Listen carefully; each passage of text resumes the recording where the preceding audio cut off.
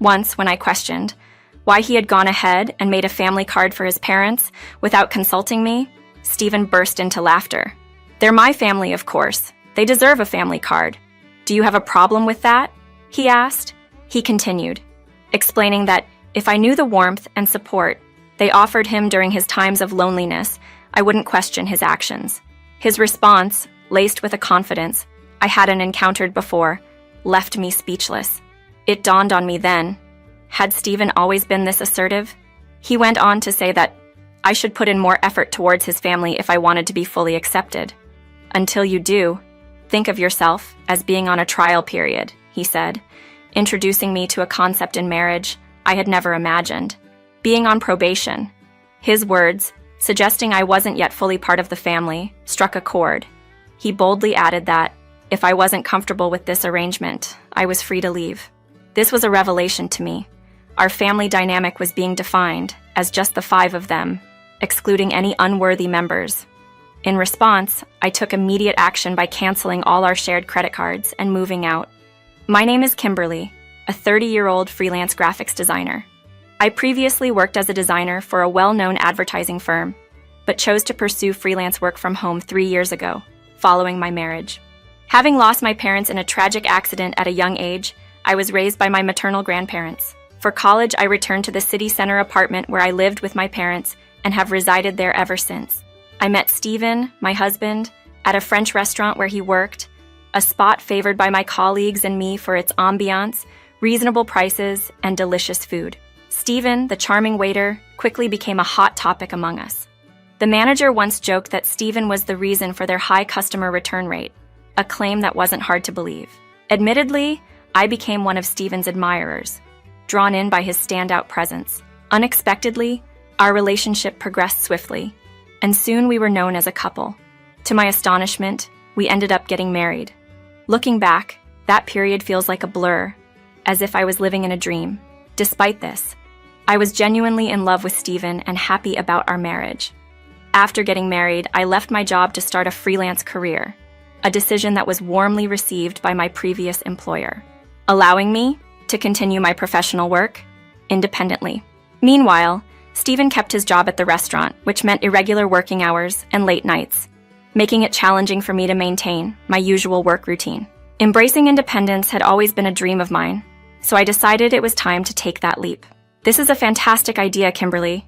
You'll do great, and it's important to keep pursuing what you love," Stephen encouraged. Thus began our journey as newlyweds, living life in our own simple way. We weren't fans of grandiose displays, so we opted to skip a wedding ceremony and simply registered our marriage. We introduced ourselves to each other's families, marking the start of our shared life.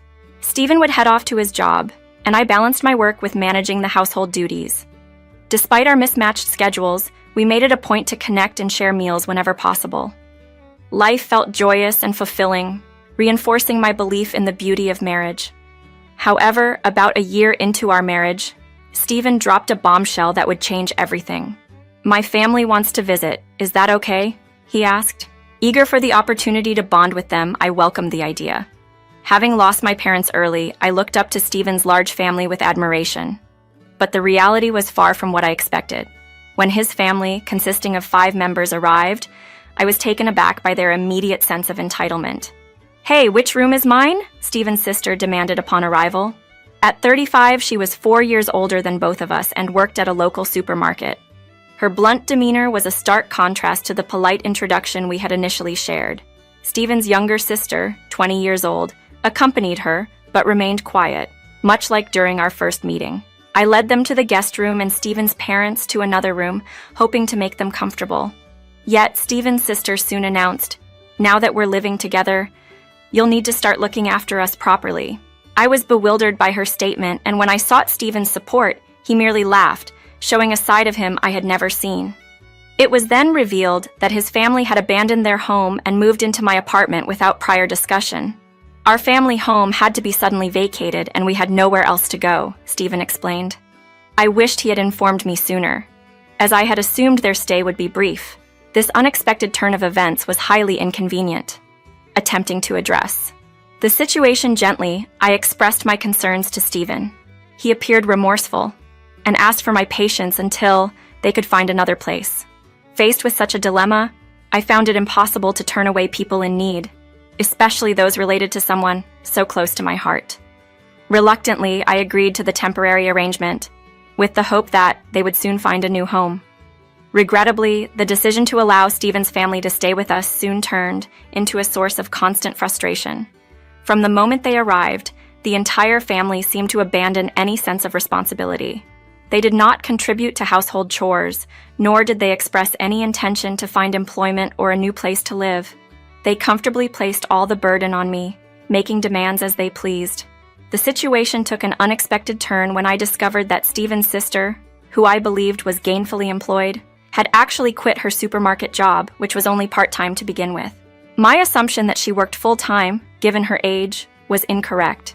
She hadn't held a steady job since high school. Similarly, Stephen's parents, who also worked part-time, had left their jobs before moving in with us. To my astonishment, Stephen's sister, who claimed to be a student, was not attending school at all. Her justification for not working was that she had married into a wealthy family, a reference that, to my shock, turned out to be me. She believed that since I had received a significant inheritance and insurance payout from my parents' untimely death and owned my apartment outright, I could afford to support them indefinitely. When I voiced my concerns to Stephen, his reaction was unlike anything I had seen before. He defensively insisted that his family needed time to adjust after the abrupt loss of their home. However, his tone softened as he apologized for his outburst, claiming his own exhaustion and pleading for my patience. Looking back, I can see that Stephen had a way of manipulating situations to his advantage, using a mix of sternness and kindness. The situation only deteriorated from there. Stephen's family began to treat me, not as a member of the family, but as a servant, expecting me to cater to their every need and even provide them with money under the pretense of job hunting, a search that, I suspect, never actually took place. Any attempt to discuss this with Stephen was met with excuses and promises of improvement that never materialized. However, after some time, their requests for money began to dwindle, possibly because Stephen had intervened. Nonetheless, the funds I had provided were never returned. Then, 5 months into their stay, I discovered a startling issue. Our credit card bill had skyrocketed. Concerned about unauthorized charges, I reviewed the statement only to find that all the expenses were made using the family credit cards. The charges covered a wide range of purchases, from food and drinks to books and games, signaling a blatant misuse of our finances. This revelation was a clear indication of the extent of their disregard for our situation, further complicating our already strained living arrangement.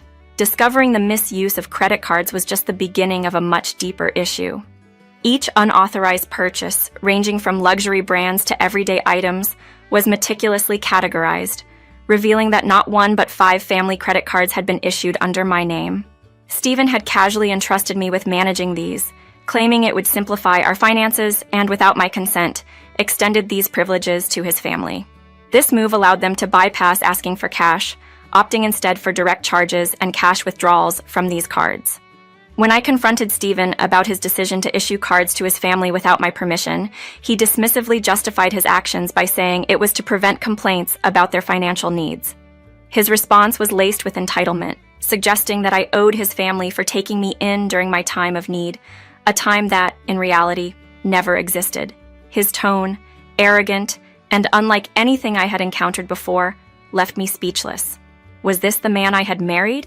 Stephen went on to imply that I was only provisionally part of the family, saying I'd be fully accepted if I served his family to his satisfaction.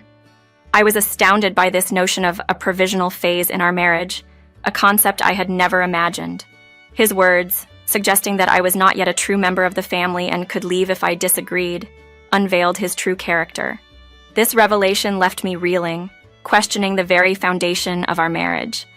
Looking back, I realized that my initial attraction to Stephen was superficial, driven by the same allure that captivated many others, his looks. However, a peculiar encounter, where Stephen singled me out as being different and mystical, marked the beginning of my deeper engagement with him.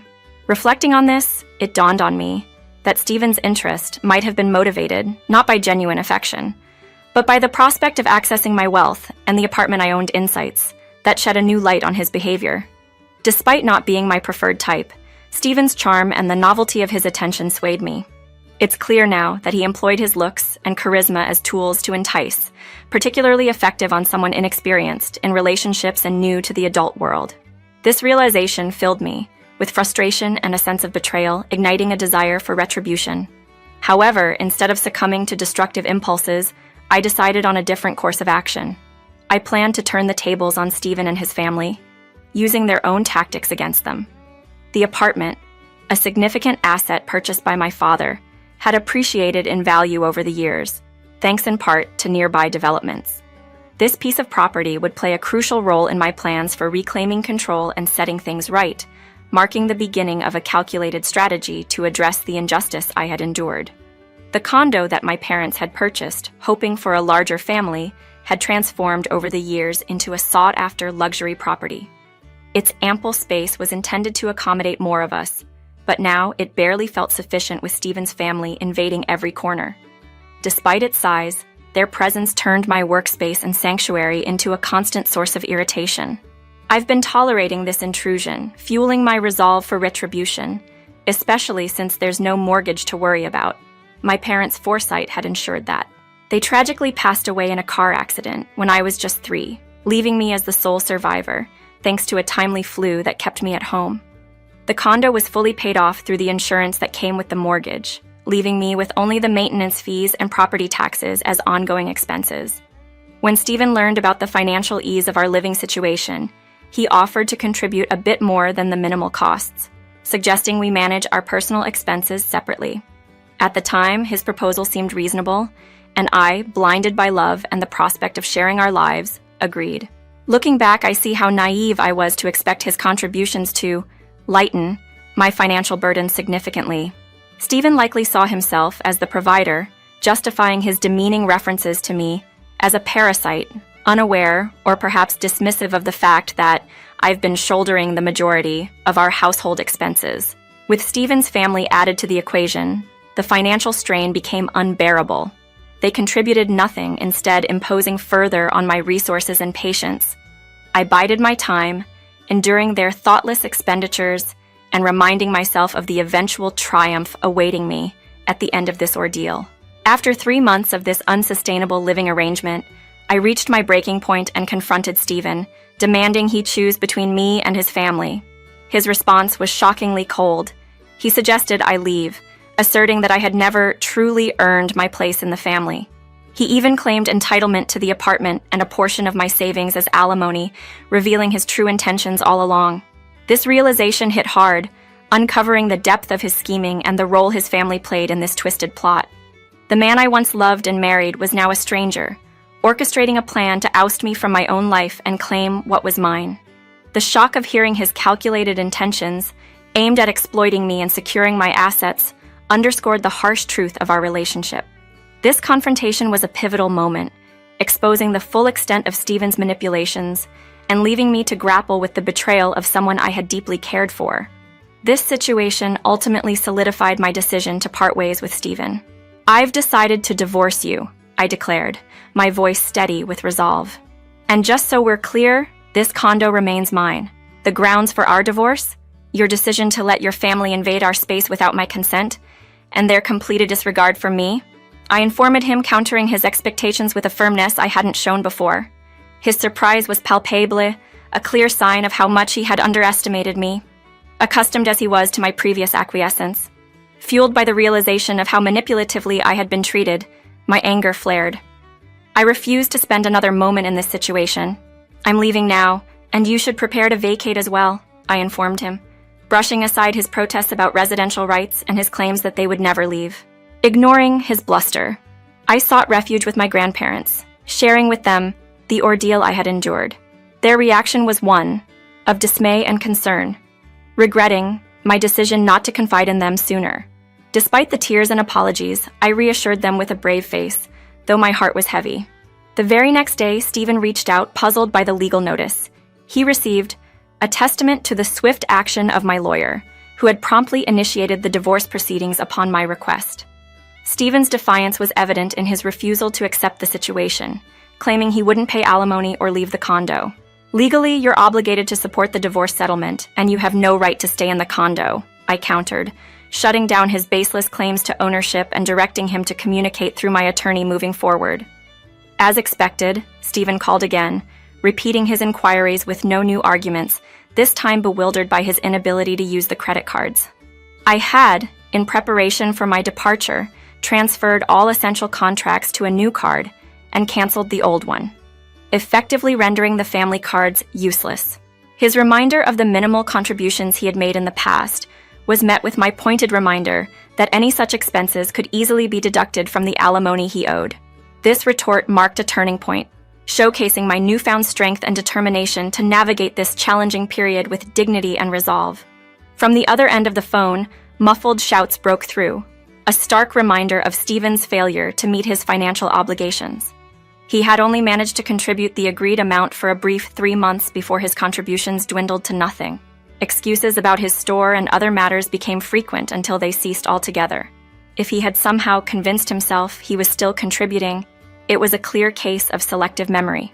But at that point, his recollections, or lack thereof, were inconsequential to me. I was determined to sever our ties, his past promises fading into irrelevance. I firmly requested Stephen to settle his share of the living expenses I had shouldered alone, armed with a meticulously maintained household ledger as proof. I also demanded a fair division of our savings, which, according to the law, constituted marital property. Let's divide it accordingly, I conceded, ready to close this chapter of my life. His response, veiled as a warning, hardly fazed me. His next call, echoing previous ones in both tone and content, betrayed not just a lack of memory, but a deficiency in understanding. He questioned the division of our shared assets, wrongly assuming I was hoarding wealth from my parents' insurance and potential alimony. I patiently clarified that my pre-marriage savings were not communal property, and since we hadn't saved anything during our marriage, there was nothing to divide. His accusations of deceit led me to a final resolution. All further communication would be through my lawyer. With that, I ended the call and blocked his number, cutting off any direct communication. 3 months later, Stephen and his family vacated the apartment, driven not by remorse, but by necessity. Stephen's income was insufficient for the lavish lifestyle his family had grown accustomed to, especially after losing access to my credit card. Their extravagant spending habits, now curtailed, led to internal strife, with accusations of theft and blame shifting within the household. The subsequent disconnection of utilities, a measure I had taken, further strained their living conditions. The sweltering heat of summer and early autumn proved unbearable without electricity, water, or gas, services that, with the apartment under my name, they were powerless to restore. In the end, the inhospitable conditions forced them to leave, though their destination remains unknown to me. Stephen, despite his initial resolve, eventually succumbed to the same pressures and abandoned the apartment. The divorce proceedings, surprisingly swift, were not expedited by any change of heart on Stephen's part, but by the culmination of circumstances that left him with no other choice. In the midst of our marriage, Stephen made the grave mistake of being unfaithful. He began pursuing another, seemingly confident he could easily replace me, boasting about the luxurious apartment located in a prime downtown area to attract young women. This occurred despite his family's presence in our home, a testament to his past behaviors, which they seemingly overlooked due to his attractiveness, a factor I had worried might lead him to such actions. Before leaving, I had the foresight to install cameras around the apartment, which recorded everything, capturing undeniable proof of his infidelity and disrespect. He not only invaded my personal space by moving his family in without my consent, but he also accumulated bills under a family card in my name, and to add insult to injury, he cheated on me. Armed with evidence, I demanded a substantial alimony payment. The sight of the figure drained the color from Stephen's face, and though he begged for another chance, reconciliation was the furthest thing from my mind. Faced with the prospect of legal action for fraud concerning the family card, he had no choice but to accept my terms, even if it meant borrowing heavily from his workplace to meet my demands. Now, with the divorce finalized, I'm contemplating my next steps while staying with my grandparents. The apartment, a legacy from my parents, holds sentimental value, but given the turmoil it's witnessed, selling it might be the best course of action. I believe my parents would understand, given the circumstances. My career as a graphics designer is on the upswing, offering a fresh start and the possibility of independence once more. For now, I'm content to rely on the support of my grandparents, drawing strength from their unwavering presence. This experience has taught me to look beyond surface-level attributes in a partner, seeking someone with whom I can truly share my life. Moving forward, I aim to approach relationships with caution, valuing genuine connection over mere appearance.